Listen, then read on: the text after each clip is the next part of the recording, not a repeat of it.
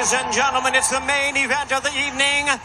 Brought to you by Premier Boxing Champions. 12 rounds of boxing for the Undisputed Welterweight Championship of the World.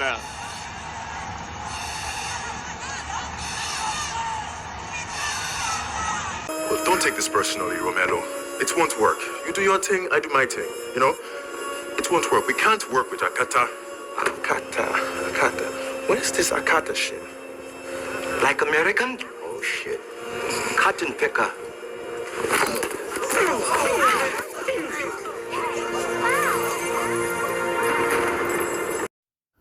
What's good, everybody? It's your boy Cobra here. Let's get into it.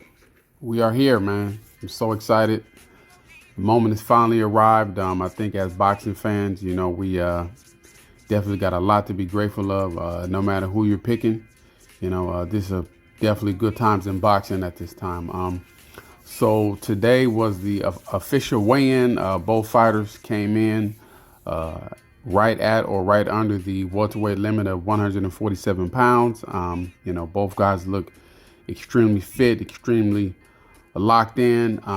You know, I've been reading around a couple of comments or whatever, and a lot of the Terence Crawford fans, I guess they didn't like the fact that Bud, you know, extended his hand to shake Errol Spence's hand. But, you know, regular people that are not boxers, you know, our energy is different. You know, we don't fight for a living. These guys have that that killer switch, so it's not a big deal at all. I think the other day, people were talking about how Errol Spence broke eye contact early, you know, and they were putting, you know, their thoughts on that. You know, a lot of it is clickbait and things like that. You know, I get it, but all those things, you know, don't matter. Errol Spence did the same thing with Sean Porter and Kell Brook. He always looks away. He's not trying to stare at nobody for an hour. I think he said that on his Twitter too. But nevertheless, you know, this is a great fight. All the stars came out. I saw Evander Holyfield, Mike Tyson, of course. I saw Antonio Tarver, you know, the Al Heyman team, you know. I saw Sam Watson, you know, and the crew. So, you know, it's definitely, you know, definitely star-studded event. You know, great turnout for the weigh-in. The atmosphere was there. You know, both guys were just completely locked in. You know, you could definitely see that these guys are you know, glad that, you know, they made the weight. So now they're both, you know, get their hydration on and, you know, get a big meal in them. I believe Errol Spence probably going to be around 165 to 170 pounds, and I think Bud will come in at around like 155, 160. So, you know, both guys are locked in. It's going to be a great fight. You know, I'm really excited. I think both guys are laser focused. They're doing all the things to show their, you know, determination and killer mentality. As you can see here, you know, both guys got on the black Air Force Ones. You know, that black Air Force One energy is different. Both guys are definitely ready to go. Errol Spence said that Terence Crawford was copying the style with the black Air Forces, but nevertheless, you know, a lot of these guys are doing a lot of small, subtle head games, you know, but at the end of the day, I'm going with Errol Spence. I believe Errol Spence is going to stop Terence Crawford in the 11th round. I think it's just going to be accumulation and, you know, just the volume punching. I think, you know, a lot of people underestimate the endurance of Errol Spence, and we're really going to get into that in this video. I really just want to make my point known about why I'm picking Errol Spence and the reasons. So we have a lot to unpack, you know. So let's get into it. And really, what starts with the mindset of Errol Spence, of what he's coming to do and how of a determined fighter he is. So let's take a look and let's listen to this little clip here. Fight with just a victory, you know, that'd be great. But you know, my mindset is domination. You know, I want to dominate, especially a person like Terence Crawford, who, you know, he's just a mentality and a headstrong dude, and you know, a guy who never been dominated in the professional ranks, and I want to be the first person to do that. A knockout I asked you earlier whether or not it was going to be a knockout. Would a convincing decision satisfy you, or would anything short? Will it take a knockout to satisfy you? I convinced to win and just punishing him. I feel like somebody getting beat up is way worse than getting knocked out. If you get knocked out, that guy's he didn't take any punishment, especially if you get knocked out early. But if somebody just beating on you nonstop throughout the rounds, first through 10 for 11 rounds, guys don't come back from that. Guys, your body getting beat down, your head getting beat down, and it just blows after each round. With a knockout, that's just like one shot and it's over, you cool. So, you know how that sounds, right? You know how that sounds, right? It sounds like you want to end his career. That's how it sounds. It sounds like that's what I mean. I want to beat him down. I want to beat him down in a way that he ain't gonna recover from. That's what you saying, Errol Spence Jr. That's what type of fight I am. I like breaking people's will. Like it's different. It's different when you break a grown man will, when it's just you and him in the ring. You look over at his face in the corner, you see that you breaking him down little by little, especially in a fight where the first, second, third round they come out tough, they come out doing their thing. Fourth, fifth, they're using their heart. Then later in the round, they start getting into a little bit of survival mode, and you see like the shots of wearing down on him. He's just breaking down. He might not even breaking down mentally, he's breaking down physically. So you want it to be so he don't even want a rematch. Like I'm one and done. I don't want to face this guy again. I mean, he definitely be a rematch if that's the biggest pain. Okay.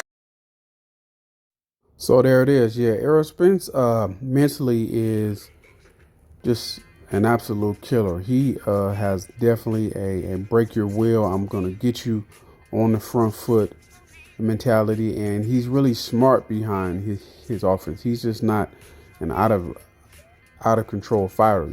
Errol Spence's background is he is a Olympian, knows how to box, knows how to score, and he is a lot smarter and a lot more technically sound than people are giving him credit for, and his feet are a lot faster than people think. And he's going to be cutting off the ring, and he's going to force Errol Spence is going to force Terence Crawford to get into exchanges, and that's where I think is going to benefit Errol Spence Jr.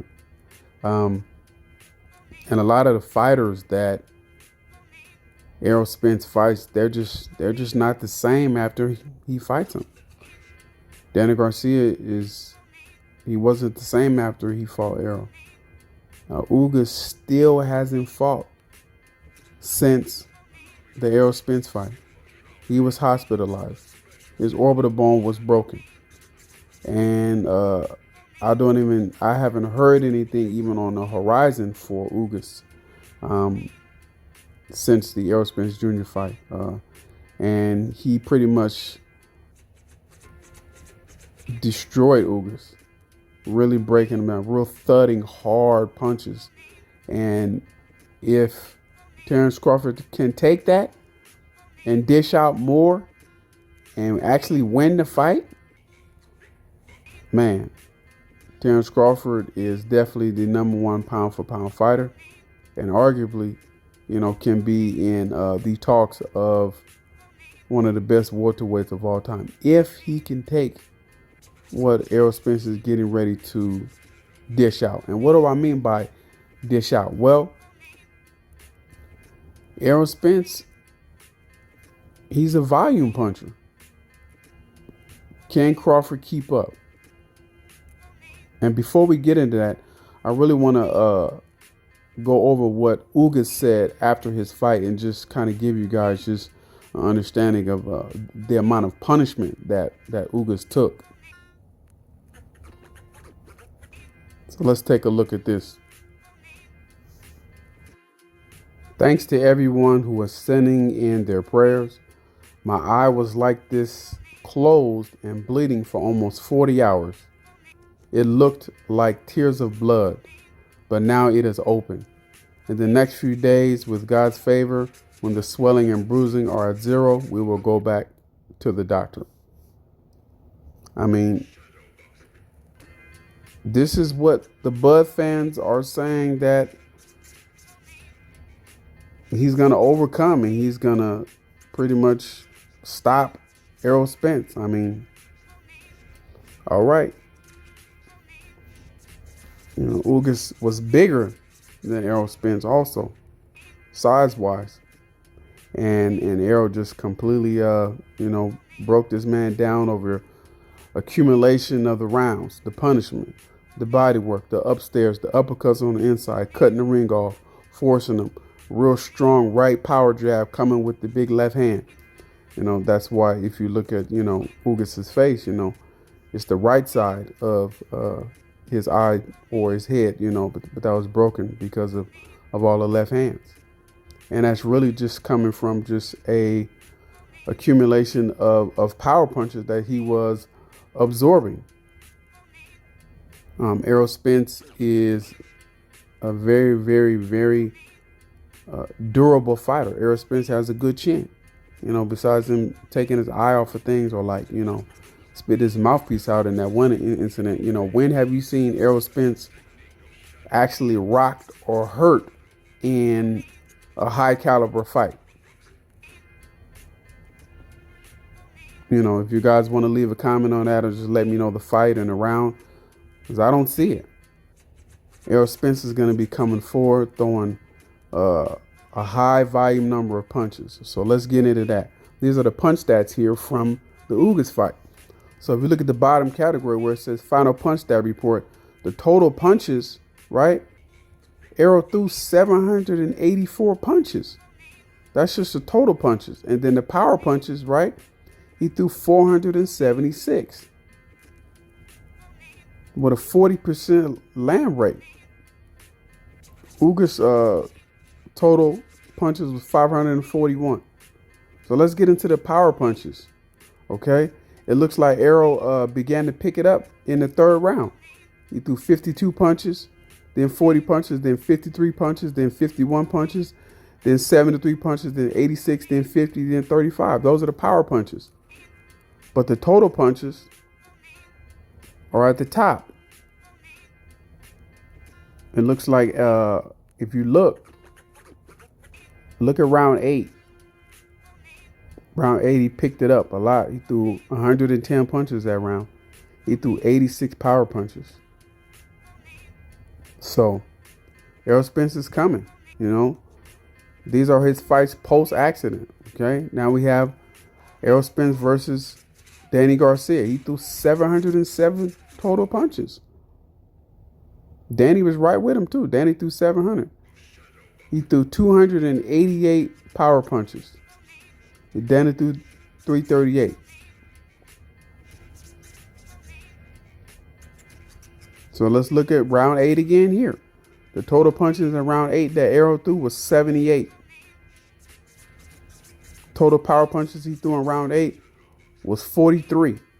Okay, so that's something that Crawford might need to look out for.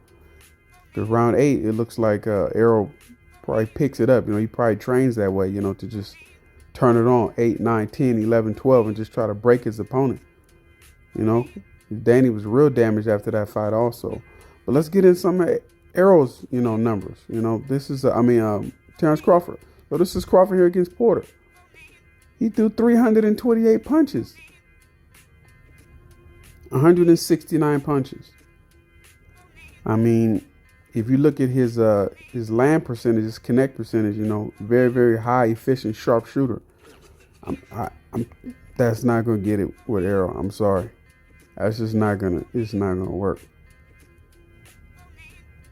Look at his punches thrown. 15 punches, 36, 29, 32, 38, 50, 30, 39, 41, 18. And then he got Porter out of there. And if you look at his power punches, look at the land percentage. And now we'll give Crawford this. Crawford is a sharpshooter, right? In round 4, he threw 14 power punches. He landed 7, right? Real high, sharp shooting, almost like a sniper. So if that's his style and that's what he's going to do, it's got to work. It has to work.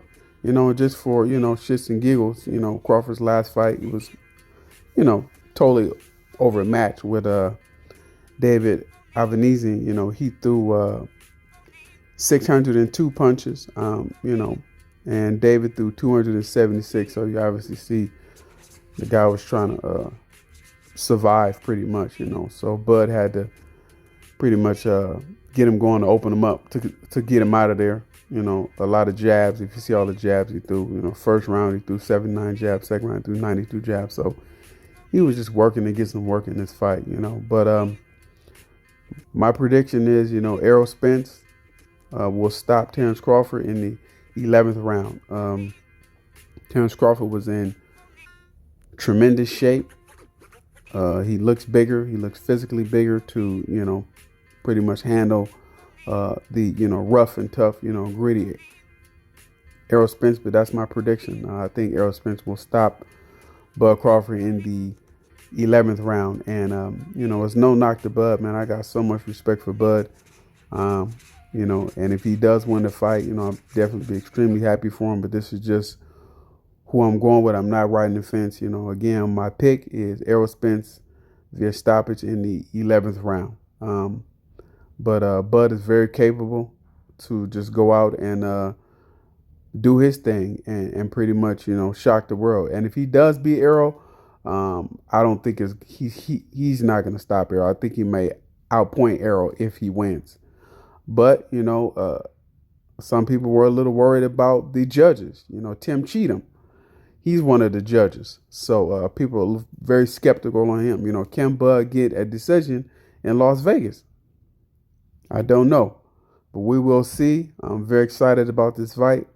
Very hyped up. Want everybody to go out there, be safe out there. Have fun, be responsible. And, let's see who comes out on top. Okay, I would like to thank all my new subscribers. Please like, subscribe, share, comment on the video who you are picking. I see a lot of people on the fence. I'm going to say it again. I need predictions. I asked a lot of people in my last video, who are you picking? Only one person responded with who they're picking. So I would like to know who you guys are picking. I'm going with Errol Spence Jr. via 11th round stoppage. All right, it's your boy Cobra Head, and I'm out. Well, don't take this personally, Romelo. It's one's work. You do your thing, I do my thing. It's one's work. We can't work with Akata.